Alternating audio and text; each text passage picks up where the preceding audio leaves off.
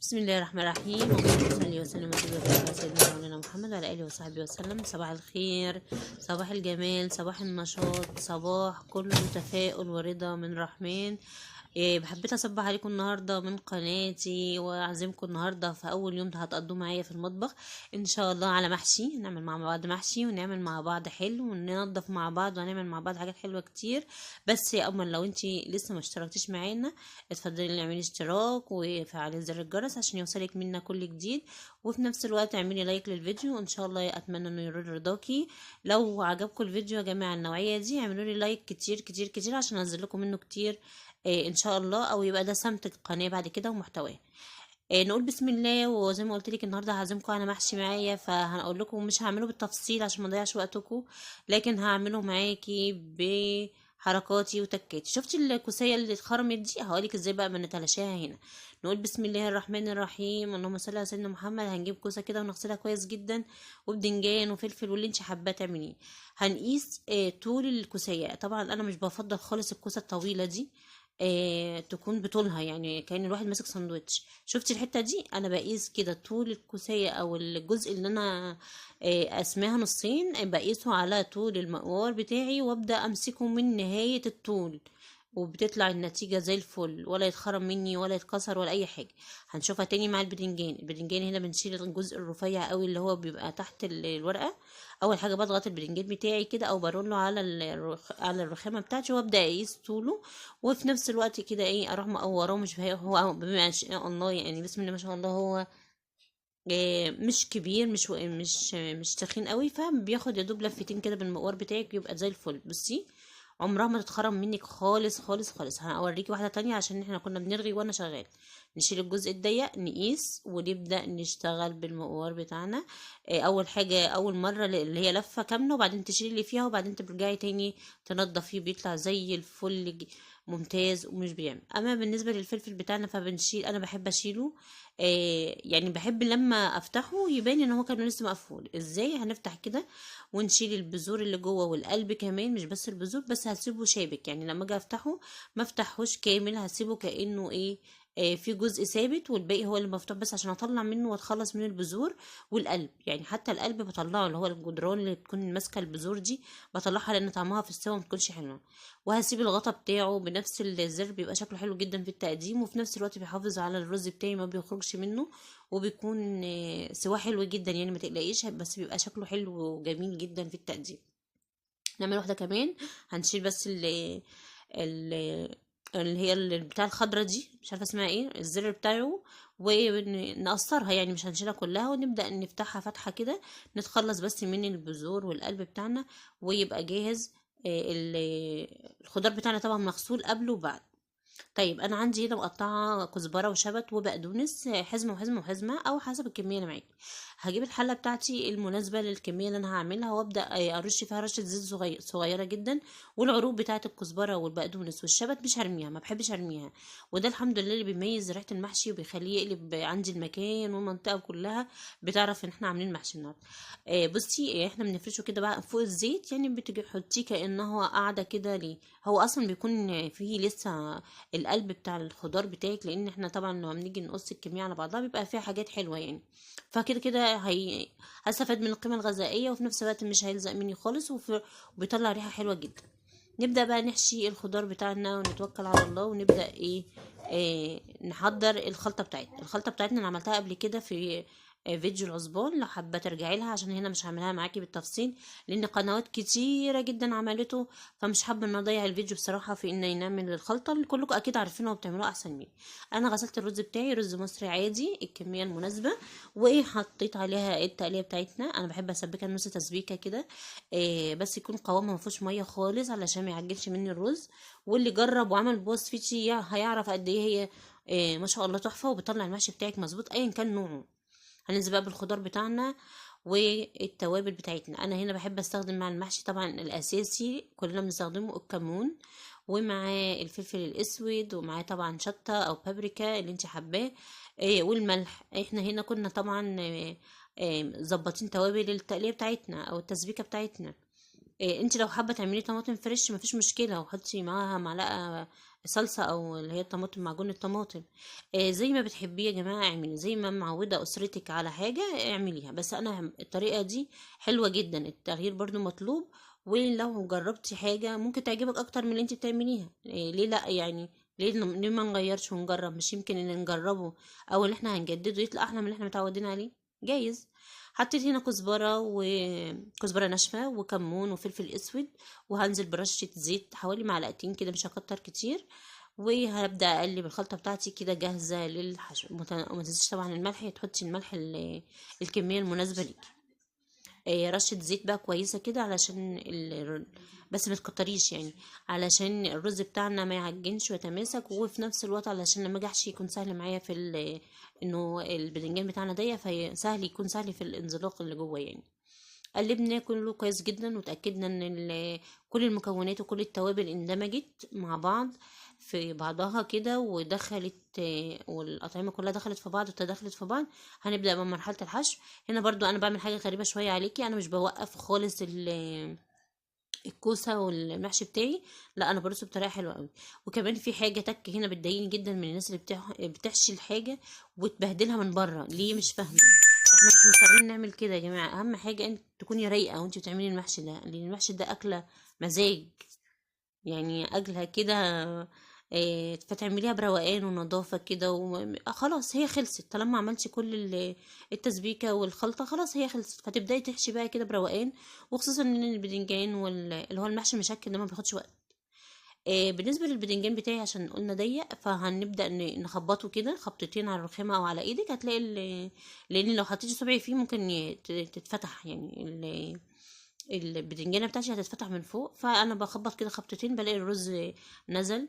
ونسيت اقولك هنا ان الكزبره والبقدونس والشبت ما يفضل ما تفرمهمش ناعم قوي، لا تكون خشنه شويه، بحيث انها ايه الطعم على ما تستوي تفضل فيها يعني. دي تكه برضو هتميز المحشي بتاعك.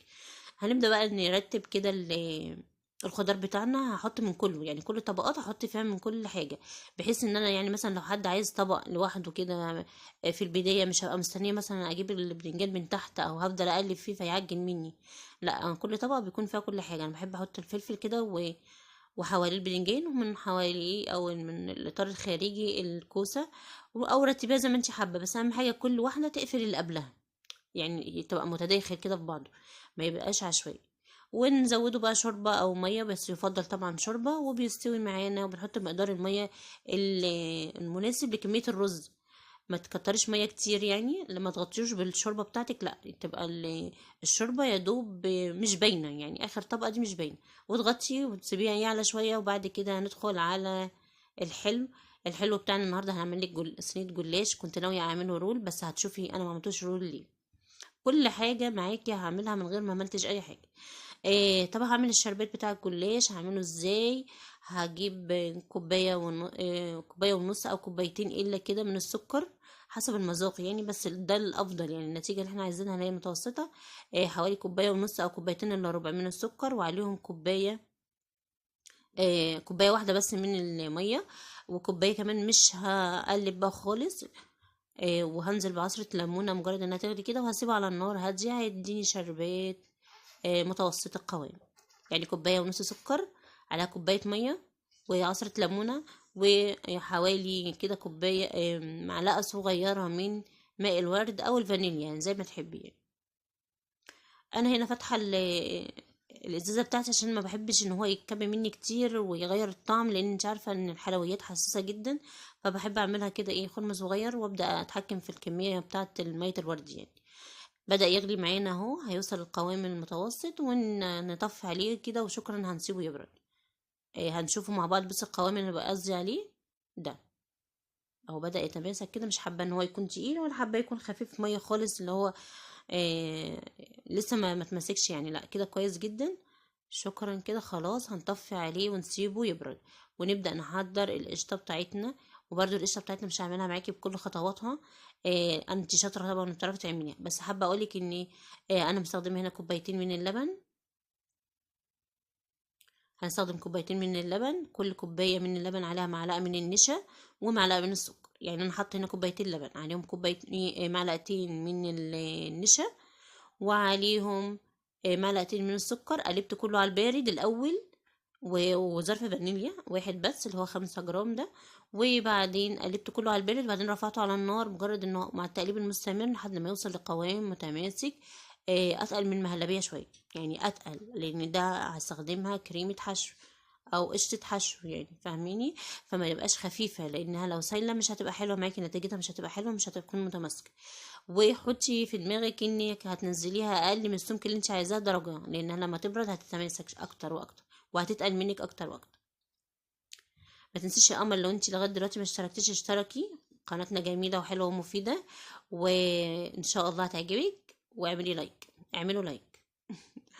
هنقلبها كويس جدا كده، وبعدين نسيبها هنا انا طفيت عليها خلاص، ببخر كده البخار كله بطلعه، يعني بفضل اقلب فيها كده عشان البخار اتخلص منه. وانها عشان انا كنت مستعجله شويه، فكنت حابه انها تبرد بسرعه، ما استنيتش عليها في نفس الحله. فرغتها في بوله تانية علشان تبرد اسرع، لان طبعا طول ما الحله سخنه عمر اللي جواها ما هيبرد بسرعه يعني. فهنا رحت مفرغاها في بوله تانية، وكمان لما تهدى كده ممكن تدخلها التلاجة لو انت حابه.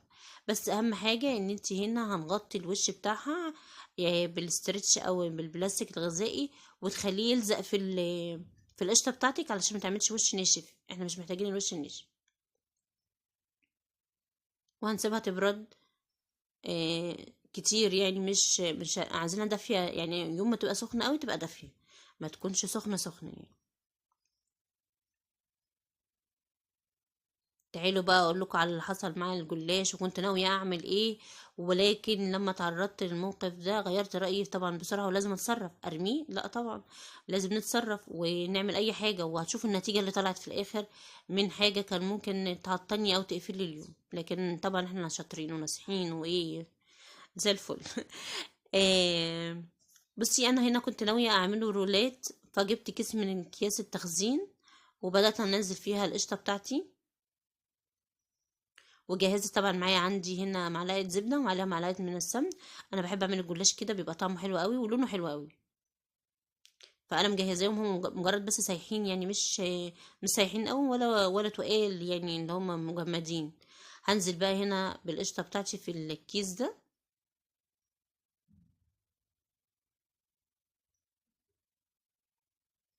الطريقه دي بحبها جدا، بتحافظ على الدنيا، ما تبهدلش الدنيا حواليا. إيه يعني لما تكوني عايزه تفرغي حاجه من حاجه، حطيها كده في كوبايه او مج، وابداي نزلي الحاجه بتاعتك، هتلاقيكي اتحكمتي فيها اسرع وافضل، وما توقعش منك وبهدلت لك الدنيا يعني. تمام، هنركنها على جنب، نحضر بقى البايركس بتاعنا ولا الصينيه بتاعتنا، هندهنها بالسمنه اللي احنا قلنا إيه، في درجه حراره المطبخ، لا هي سايحه قوي ولا هي متجامده، متماسكه يعني. ايه متجامده دي؟ متماسكه. هندهن البايركس بتاعنا او الصينيه بتاعتنا من الجناب ومن القاع كويس جدا.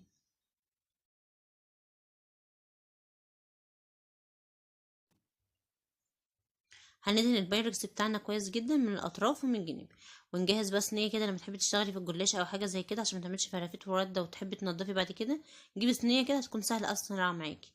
وما تنسيش ان الجلاش ما بيتحطش خالص كده في الهواء، لازم يبقى في فوطه كده نضيفه، فوطه مطبخ نضيفه، وتبداي تغطي اول بقى. ودي كانت بقى الكارثه اللي بقولكوا عليها، بصوا ما شاء الله شرايط، ما فيش حاجه، ما فيش ورقه سليمه الا تقريبا الورقه دي. اتصدمت طبعا وزعلت وقفلت جدا. انا كنت ناويه اعمله رولز، لقيته مش نافع، ولا يتلف رول ولا اي حاجه، ده مش نافع اصلا تطلع ولا ورقه سليمه. فمش عارفه بصراحه، يعني الغش التجاري ده، الناس اللي بتغش دي هتروح من ربنا فين. فبعد ما اتضايقت بقى، لانه قلت لا انا مش هتضايق، نتصرف بقى ونبدا نعمله. فعملته ايه للرقات، يعني فردت رقات، كنت بفرد رقه وادهن سمنه، وبعدين رقه تانية وادهن سمنه لحد ما وصلت لنص العدد، وبعدين حطيت القشطه بتاعتي، وبعدين قفلت برقات تانية. وطبعا الشربات بتاعنا يبقى بارد، والجلاش بتاعنا سخن، يعني الجلاش سخن اول ما يطلع ينزل من الفرن على طول، او بعد ما تخرجيه من الفرن على طول تسقيه بالشربات. وكان جميل والله وزي الفل. بعد اليوم الطويل ده وصدمة الجلاش دي والزعل بقى اللي زعلناه والصدمة الكبيرة دي، وغيرنا خطتنا، وانا ما بحبش اغير خطتي بصراحة. هنبدأ ننضف البوتاجاز بتاعنا. البوتاجاز بتاعنا هنا انا بستخدمه له لهلوبه، ما بحبش باور خالص لانه بيبوظ الاستانلس، فبحب جدا لهلوبه، وهي ما شاء الله بستخدمها بقالي فتره طويله يعني، وبتقعد معايا يعني. بتجيب البرطمان ده بيقعد معاكي، ممكن يوصل معاكي ل6 شهور، اوقات والله بيقعد معايا اكتر من 6 شهور كمان، لاني بستخدمه تقريبا للبوتاجاز بس. فهنبدأ هنا نوزع بفرشة كده زي ما هو، انا لا نضفته ولا مسحته ولا نزلت اللي واقع اللي عليه ولا اي حاجة، زي ما هو كده بروح نازل عليه كده. في الحتة المركزة اللي هي نازل عليها دهون او واقع عليها حاجة او في حاجة محروقة، بحط عليها. وبعدين بنزل عليها بشوية مية، شوية مية صغيرين يعني، كأنها بخفف المعجون ده. وابدأ بنفس الفرشة برضو كده ايه، اوزع بقى المعجون بتاعي ده، وادهن كده كل الاماكن اللي هي عليها دهون او اللي انا شايفاها متسخة يعني. حوامل بعيون سطح البوتاجاز نفسه، اي حاجه اي حاجه كله، واي حاجة كل حاجه، وزي ما هو زي ما هو كده على البوتاجاز. تمام. بعد التوزيعه دي بسيبه تقريبا لغايه لما اشطب الحوض، يعني انا عامه بربط ده بده، يعني بعمل الحركه دي الاول وبدخل على الحوض اشطبه، وبعدين ارجع له، بيكون كده عدى مثلا 10 دقايق ربع ساعه حسب كميه بقى الحوض المطبخ بقى اللي فيه ايه، والمواعين اللي عندي قد ايه. تمام. بتكون هنا بقى ايه تأثيرها حلو جدا، اللهلوبة، وبدأت تأثر وبدأت تفك لي الدهون دي. خلاص وزعنا كده كل اللي ما سبتش اي اماكن، والحته اللي هي بتاعه الظهر دي، وكله كله كله كله، والعيون وكل حاجه. اول ما بخلص المواعين بتاعتي ببدأ اخد العيون والشبكه واغسلهم على الحوض، وارجع اغسل سطح البوتاجاز نفسه بالسلك البلدي. هاخد بقى فوق دلوقتي اللي خلاص المواعين بتاعتي، ادخل بقى هنا عليه، ارجع اشيل العيون كلها والحوامل اللي هي الشبكة او الحوامل بتاعته، وفوق على الحوض بغسلها على الحوض، وبعدين هنا السطح بتاعه بالسلك الناعم، وابدا اغسله، ما بياخدش وقت خالص خالص يعني. وببدا اركز كده واهتم جدا بكل جزء فيه، علشان لو الدهون تراكمت، هتيجي تشغلي فرن مثلا والسطح عليه دهون فتتحرق منك، وتيجي بدل ما تتنضف في دقيقة تتنضف في 10. طب ليه؟ وتاخد منك مجهود. لا، كده اول باول افضل يعني. وتبقي رابطاه مثلا كده بمواعينك، بتبقي رابطاه بحاجه، ده بيخليكي انشط، وبيخليكي ما تكسليش على حاجه، وحاجتك تبقى كلها نظيفه. وزي ما اتفقنا ما شاء الله علينا شطورات، ومفيش حاجه بتوقفنا، فمبلاش نضيع وقتنا كله في التنظيف والكحت وابقى ريحت يوم وعشان كسلانه، وتاني يوم ادفع ضريبته، نقعد بقى اجيب خلطات وتركيبات عشان البوتاجاز يبقى نضيف. لا، كده بوتاجازي زي الفل. ما شاء الله عليه يعني. هجيب بقى هنا بعد ما غسلته، هجيب الفوطة هنا ناشفة. طب ليه ناشفة؟ عشان اشيل كل الفوم ده، وما تفضلش بقى تعمل منك رغاوي كتير بقى، وتفضلي تشطفي وترجعي وتشطفي. هنا مسحت اول مسحة، لقيت هنا الجزء ده فيه لسه دهون، رجعت غسلتها تاني، وابدا برضو الفوطة بتاعتي ناشفة، ابدا اشيل كل الفوم ده كأني بنشفه. تمام. وبعديها اروح غسل الفوطه بتاعتي، وابدا المعه بقى بالفوطه المبلوله. لا هياخد منك وقت ولا مجهود ولا هيغير ولا صوت بتاعه هيبقى مقفول وبيقولوا عليها ايه اللي هو بيبقى مجير يعني كده ومش بيلمع، لا عكس معتم يعني مضلم. لا هيلمع منك، هيبقى شايني كده وحلو جدا. هتنشفيه كده بقى. هنا بدأت اغسل الفوطة بتاعتي وامسح بيها وهي مبلولة، واتخلصت من الفوم بسهولة جدا في خطوتين تلاتة، وما خدش معايا وقت خالص خالص خالص. اهو. ونبدأ بقى نمسح كل، غسلنا العيون طبعا زي ما قلت لك في الحوض والحوامل بتاعته، والدنيا كده بقت زي الفل اهو، بيلمع وزي الفل ما شاء الله عليه. نبدأ نرجع كل حاجة مكانها واحنا واقفين كده، ما نسيبش اي حاجة، علشان نحس ان انت عملتي حاجة. كل حاجة تمسكيها عشان تطبيها للاخر خالص. رجعنا الحوامل وكل حاجة بتلمع اهي ما شاء الله. وبكده خلاص خلصنا يومنا. اتمنى يا رب استضافتي ليكم النهارده في مطبخي تكون عجبتك وقضيتي معايا وقت حلو. بحبكم جدا في الله، وما تنسيش اللايك والكومنت. باي باي.